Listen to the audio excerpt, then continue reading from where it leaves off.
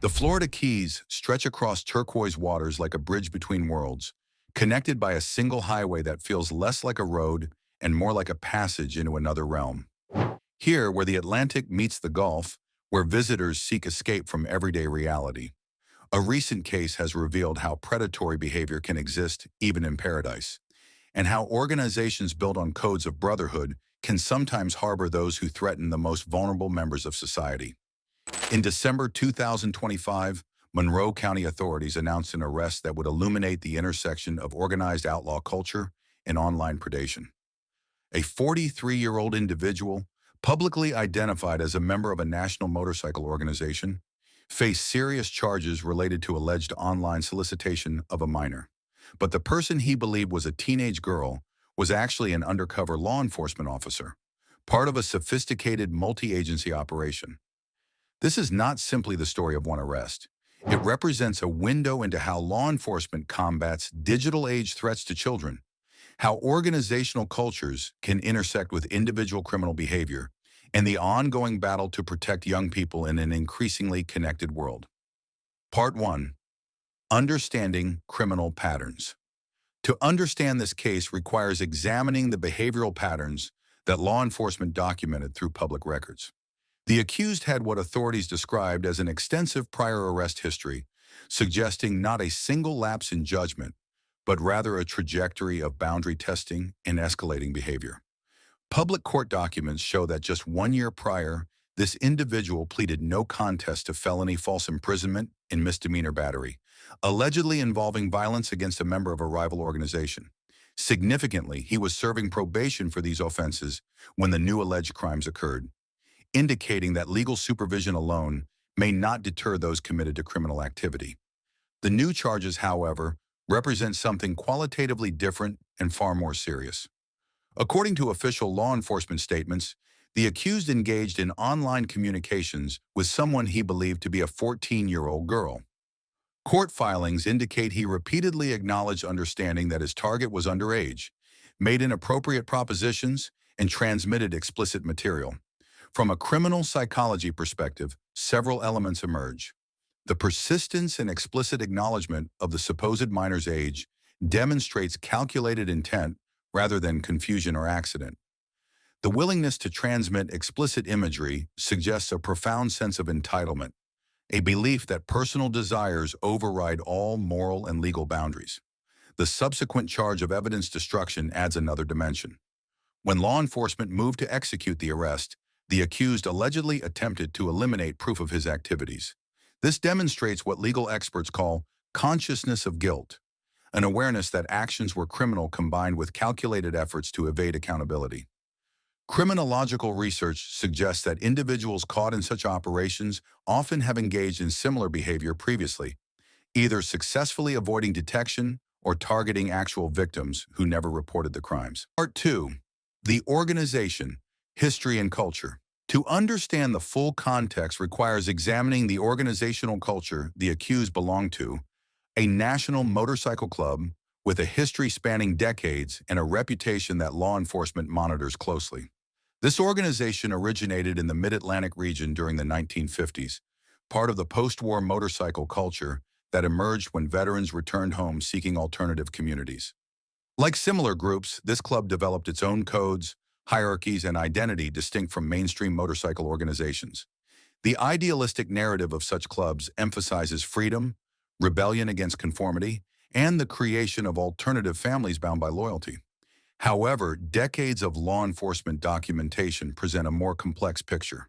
Federal and state investigations have repeatedly linked certain outlaw motorcycle organizations to various criminal enterprises, including narcotics trafficking, weapons violations, violent crimes, and other illegal activities. This particular organization expanded into South Florida and the Keys during the 1990s, a strategic move into territory offering unique opportunities. The Keys' geography, with proximity to international waters, a tourism-driven cash economy, and limited access points, creates conditions that certain criminal elements find advantageous. According to official law enforcement statements, this organization now represents the primary outlaw motorcycle presence in Monroe County. Such dominance suggests established networks, territorial control, organizational infrastructure, and the capacity to operate across multiple enterprises. The critical question this arrest raises: what responsibility does an organization bear for individual member actions? The clubs themselves typically maintain they are simply motorcycle enthusiasts, that members act independently, and that any criminal behavior is purely individual choice.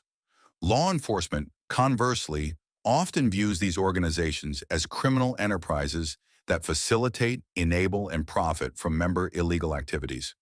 When the lead investigator stated he would not allow crimes against children, whether by individuals or groups, the language was carefully chosen.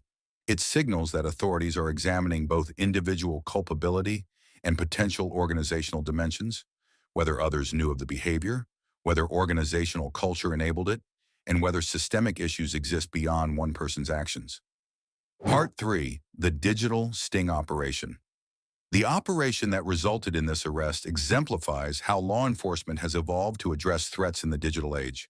The FBI, Homeland Security Investigations, the Naval Criminal Investigative Service, and state law enforcement all participated, an extraordinary level of coordination. This multi-agency approach signals several important factors. First, crimes against children command the highest priority across all levels of law enforcement. Second, the federal involvement suggests possible interstate or international dimensions that investigators discovered.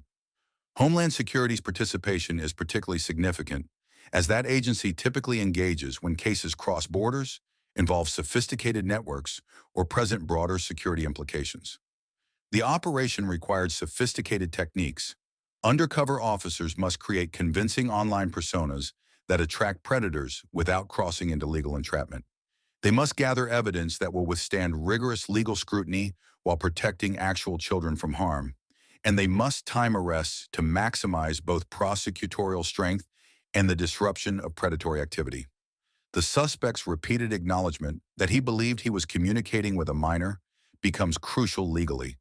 It demonstrates clear intent, that he wasn't deceived about age, understood the criminal nature of his actions, yet proceeded anyway.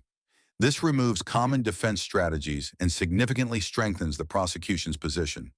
The charges filed, 6 separate counts including communication offenses, solicitation, transmission of harmful material, use of technology to facilitate felonies, and evidence destruction.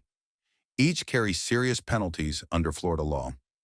The $1 million bond reflects multiple factors: charge severity, prior criminal history, probation violation, and judicial assessment of both flight risk and community danger.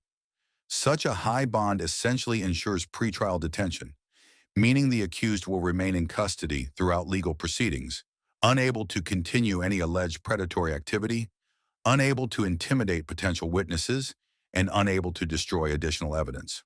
Part 4. The Broader Context.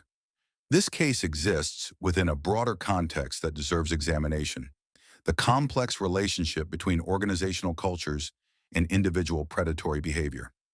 While it's essential to avoid stereotyping, research and law enforcement documentation reveal patterns worth understanding. Organizations that normalize certain types of exploitation in one area may create environments where other forms of exploitation go unchallenged. When hierarchies devalue certain categories of people, when codes of silence protect members from accountability, when loyalty to organizations supersedes loyalty to principles, predatory individuals may operate more freely. This doesn't mean every member of such organizations engages in predatory behavior, or that organizations explicitly encourage crimes against children. It does mean that cultural factors matter. Environments that normalize exploitation generally, that discourage reporting of concerning behavior, and that prioritize protecting members over protecting outsiders can enable predators.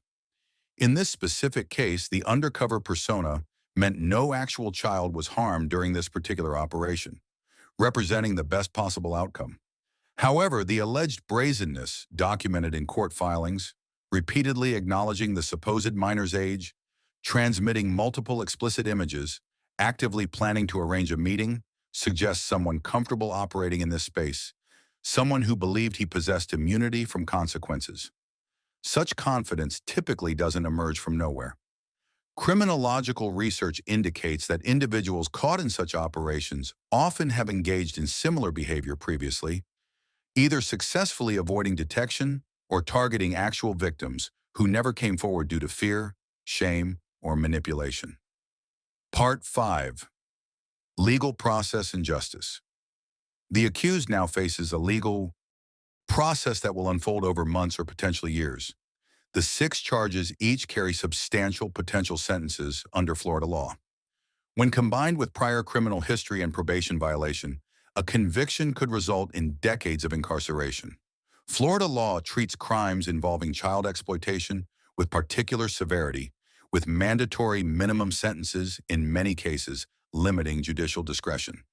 The evidence in undercover operations, typically including extensive digital records, communication logs, transmitted images, and recorded interactions, is often difficult to challenge in court.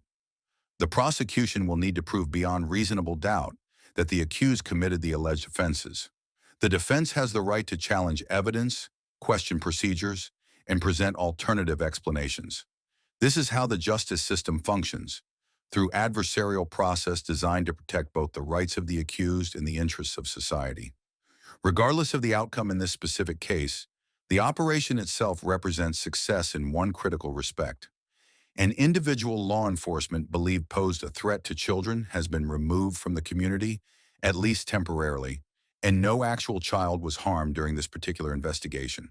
Lessons in ongoing vigilance. This case represents more than one individual's arrest.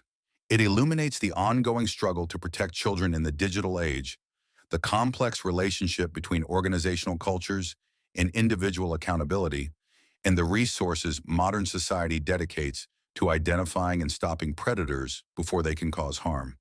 The questions this case raises extend far beyond one arrest. How do we balance privacy rights with child protection in digital spaces? What responsibility do organizations bear for creating cultures that enable or prevent exploitation? How do we identify predatory behavior before actual victims are harmed? And how do we ensure that codes of loyalty and brotherhood never become shields for those who threaten the vulnerable?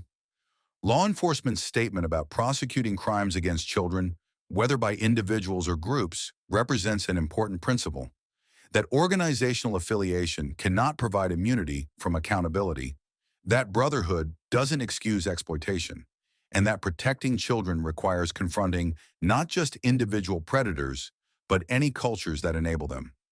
For parents and communities, this case serves as a reminder of digital age realities. Predators operate in online spaces, using technology to target children with sophistication that requires equal sophistication in response.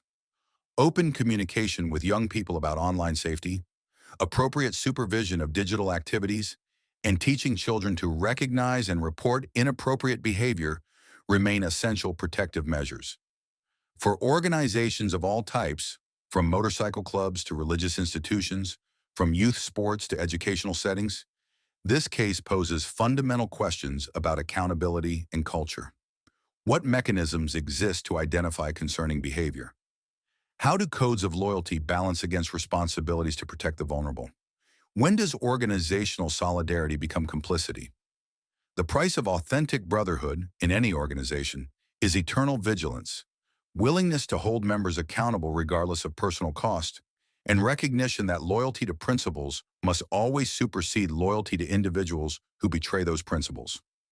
This arrest represents one chapter in an ongoing story: the battle to protect children in an increasingly digital world, the effort to hold predators accountable regardless of their affiliations, and the commitment of law enforcement agencies to dedicate whatever resources necessary to that mission. It's a story that continues with every sting operation, every arrest, every prosecution, and every child protected from harm.